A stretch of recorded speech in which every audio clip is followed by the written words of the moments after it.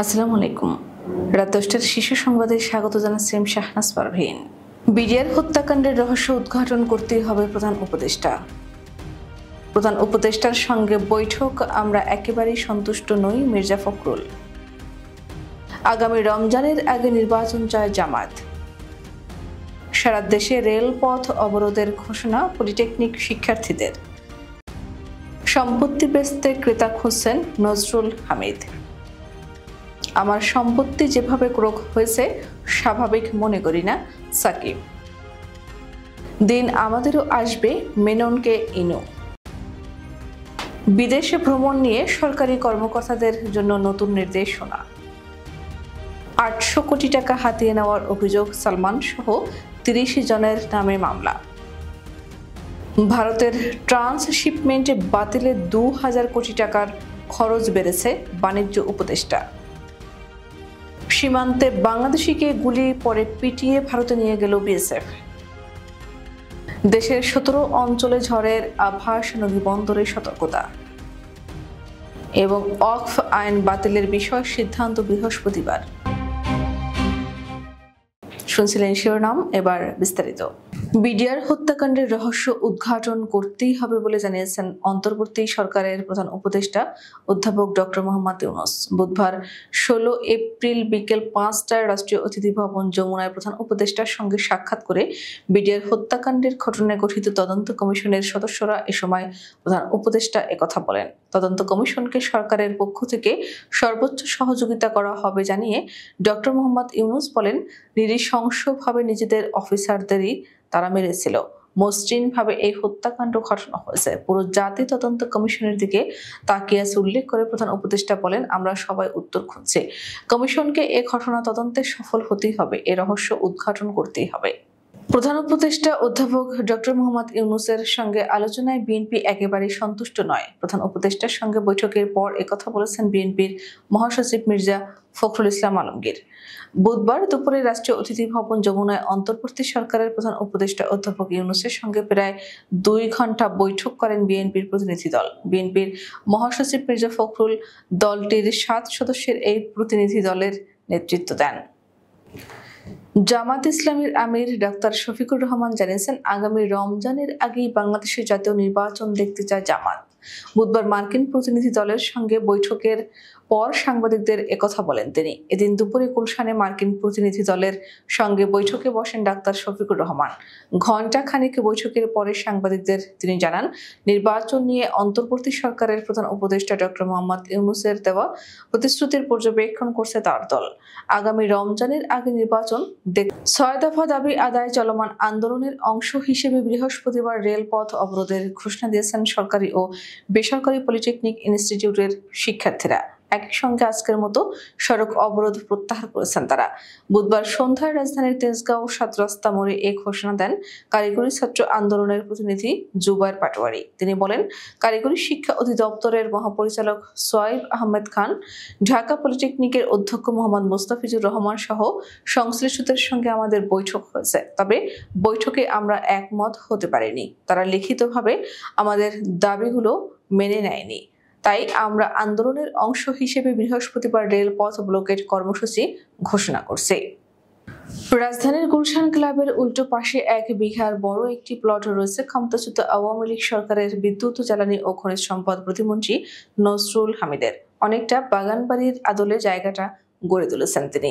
ক্ষমতায় থাকা অবস্থায় পরিবার, পরিজন ও বন্ধু বান্ধব নিয়ে সেখানে আড্ডা দিতেন তিনি। সে সময় প্লটটি ছিল তার সুখের রাজ্য। রাজনৈতিক পট পরিবর্তনের পর দেশ ছেড়ে পালিয়ে যান নজরুল হামিদ। কিছুদিন কোনো খোঁজ খবর না থাকলেও গত 2 মাস ধরে জায়গাটি বিক্রির জন্য ক্রেতা খুঁজছেন তিনি। বর্তমানে তার এই জায়গার বাজার মূল্য 200 কোটি টাকা। খোঁজ নিয়ে জানা গেছে, এই প্লটটি বিক্রি করতে বড় বড় ব্যবসায়ীদের ধরছেন নজরুল হামিদ। ক্রিকেটার সাকিব আল হাসান, রাজনীতিবিদ সাকিব আল হাসান, এসবের পাশাপাশি আরেকটি পরিচয় আছে সাকিবের, ব্যবসায়ী সাকিব আল হাসান। ক্রিকেটের বাইরে বাংলাদেশে সাকিব কি ব্যবসার সঙ্গে জড়িত, সম্প্রতি দেশের একটি ইংরেজি দৈনিককে দেওয়া সাক্ষাৎকারে তা জানিয়েছেন সাকিব। সাকিবের ভাষ্য, ক্রিকেট ছাড়া অন্য বিষয়ে তেমন মনোযোগ দিতে পারেনি। স্বাভাবিকভাবেই ব্যবসা লাভ এসবেও মনোযোগ ছিল না। আমি 2টি ব্যবসার সঙ্গে জড়িত, একটি আমার কাঁকড়ার খামার, আরেকটি শেয়ার বাজারের ব্যবসা। সাকিবের দাবি, করোনা মহামারীর আগে কাকড়ার ব্যবসায় ভালোই করছিলেন, তখন ঋণ পরিশোধে কোনো বকেয়া জমা হয়নি। কিন্তু কোভিড মহামারীর কারণে খামারটির কার্যক্রম থমকে যায় এবং পণ্য ক্ষতিগ্রস্ত হওয়ায় প্রচুর লোকসান হয়। সাকিবের জানান, এখন হিসাবটি এমন, আমি খামারটির ৩৫% মালিক, বাকি ৬৫% অন্যদের। কিন্তু যে কারণেই হোক, লোকে শুধু সাকিব আল হাসানের নামই জানে, এই ব্যবসায় সংশ্লিষ্ট ব্যক্তিদের নাম উল্লেখ করা হয়নি। আদালতে গ্রেপ্তার শুনানিতে এসে কাঠগড়ায় দাঁড়িয়ে শুনানি শুনছিলেন সাবেক মন্ত্রী হাসানুল হক ইনু ও রাশেদ খান মেনন। শুনানির এক পর্যায়ে ইনু হেসে মেননকে বলেন, দিন আমাদেরও আসবে। এ সময় মুচকি হাসেন মেননও। বুধবার ১৬ এপ্রিল ঢাকার মেট্রোপলিটন ম্যাজিস্ট্রেট মিনহাজুর রহমানের আদালতে বিভিন্ন মন্ত্রী এমপির সঙ্গে রিমান্ড ও গ্রেপ্তার শুনানির জন্য তোলা হয় আওয়ামী লীগের সহযোগী দুটি দলের হেভিওয়েট নেতা জাসদের ইনু ও ওয়ার্কার্স পার্টির মেননকে। সরকারি কর্মকর্তাদের বিদেশ ভ্রমণের ক্ষেত্রে নতুন ও কড়াকড়ি নির্দেশনা দিয়েছে অন্তর্বর্তী সরকার। সে অনুযায়ী এখন থেকে কর্মকর্তারা আর ভ্রমণের সময় তাদের স্বামী, স্ত্রী বা সন্তানকে সফর সঙ্গী হিসেবে নিতে পারবেন না। একই সঙ্গে কোনো ঠিকাদার বা সরবরাহকারী প্রতিষ্ঠানের অর্থায়নেও বিদেশ ভ্রমণ করা যাবে না। গত ২৩ মার্চ প্রধান উপদেষ্টার কার্যালয়ের মুখ্য সচিব এম সিরাজউদ্দিন মিয়া স্বাক্ষরিত এ সংক্রান্ত পরিপত্র জারি করা হলেও বিষয়টি সম্প্রতি প্রকাশ্যে আসে। সাবেক প্রধানমন্ত্রী শেখ হাসিনার বেসরকারি শিল্প ও বিনিয়োগ বিষয়ক উপদেষ্টা সালমান এফ রহমানের বিরুদ্ধে মামলা করেছে দুর্নীতি দমন কমিশন। জালিয়াতির মাধ্যমে মর্টগেজ সম্পত্তিকে অতি মূল্যায়িত করে বন্ডের বিপরীতে বিনিয়োগকারীর প্রায় ৮০০ কোটি টাকা হাতিয়ে নেওয়ার অভিযোগে এ মামলা করেছে দুদক। এ মামলায় বাংলাদেশ সিকিউরিটিজ অ্যান্ড এক্সচেঞ্জ কমিশনের সাবেক চেয়ারম্যান শিবলি রুবায়েত উল ইসলাম সহ ৩০ জনকে আসামি করা হয়েছে। বাণিজ্য উপদেষ্টা শেখ বশির উদ্দিন বলেছেন, ভারতের ট্রান্সশিপমেন্ট বাতিলে ২০০০ কোটি টাকার খরচ বেড়েছে।